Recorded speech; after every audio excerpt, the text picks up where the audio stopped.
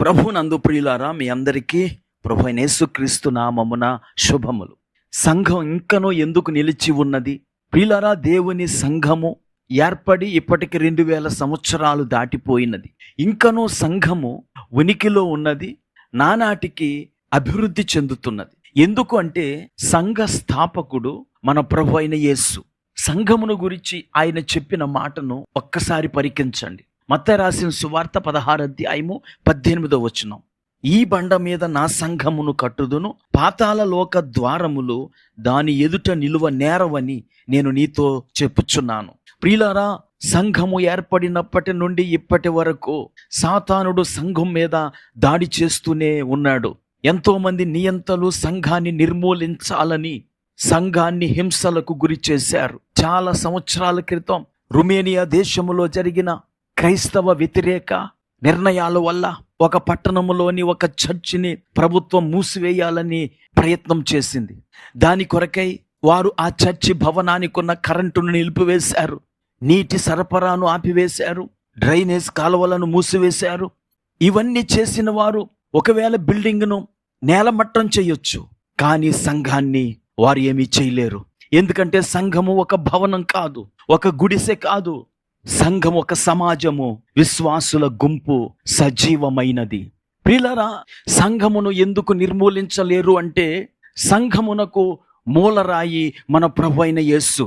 ఎఫెసీయులకు రాసిన పత్రిక 2వ అధ్యాయము 20వ వచనం చూడండి. క్రీస్తేసే ముఖ్యమైన మూలరాయి అయి ఉండగా అపోస్తులులను ప్రవక్తలను వేసిన పునాది మీద మీరు కట్టబడి ఉన్నారు. ప్రియులారా, సంఘమునకు మూలరాయి క్రీస్తు అయితే అపోస్తులుల బోధ సంఘమునకు పునాది అయి ఉన్నది.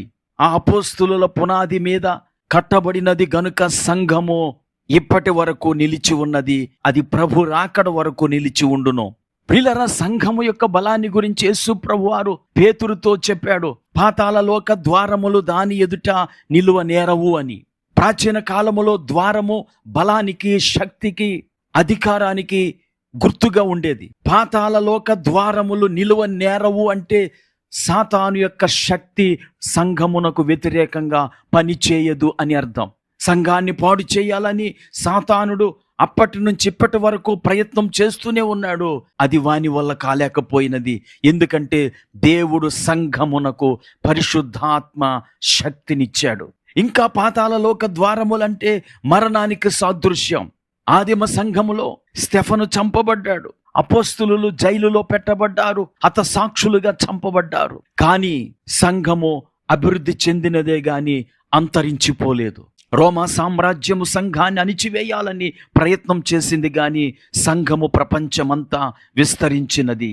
ఈ మాటలు వింటున్న నా ప్రియ స్నేహితుడా, సోదరి, సాతాను యొక్క కుయుక్తులకు, ప్రభుత్వం యొక్క ప్రతిచర్యలకు భయపడకండి. ఎందుకంటే సంఘము ప్రభుత్వము కన్నా, పాతాళ లోక ద్వారముల కన్నా, నరక శక్తుల ప్రభావము కన్నా ఎంతో బలమైనది. మనము ప్రార్థన చేసినప్పుడు సాతానుడు గడగడ వణుకుతాడు. పేతురు చెరసాలలో ఉంచబడినప్పుడు సంఘము యొక్క ప్రార్థన ప్రభావాన్ని అనేక సార్లు మనం విన్నాం.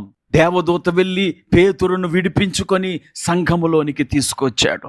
ఈ మాటలు వింటుండగా నా ప్రియ స్నేహితుడా, సోదరి, నువ్వు సంఘంలో సభ్యుడిగా ఉండాలి అంటే ఏదో సంఘ సభ్యత్వం తీసుకోవటం కాదు. ప్రభు అయిన యేసుక్రీస్తు నామమున బాప్తిస్మము పొంది సంఘములో చేర్చబడు. అప్పుడు నీ ప్రార్థన ఎదుట పాతాళ లోక ద్వారములు నిలువలేవు. ప్రార్థన చేసుకుందాం. కృపా కనికరము కలిగిన మా తండ్రి, నీకు వందనాలు.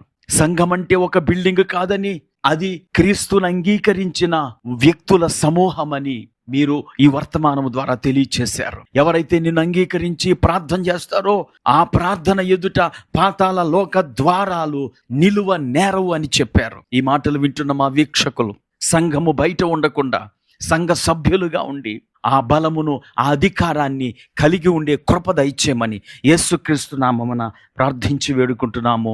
ఆమేన్.